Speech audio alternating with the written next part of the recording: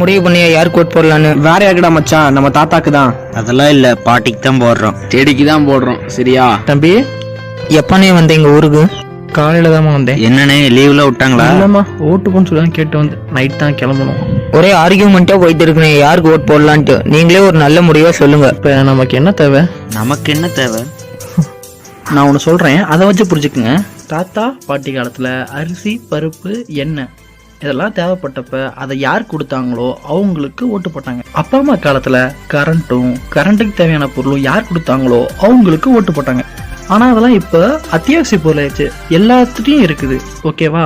நம்மளுக்கு என்ன தேவை? நல்ல படிப்பும், படிச்ச படிப்புக்கு நல்ல வேலையும் யார் தராங்களோ அவங்களுக்கு. அதுக்கப்புறம் நீங்களே புரிஞ்சுக்குங்க. யாரா தூங்குறவளை பிடிச்சி எழுப்பிட்டது?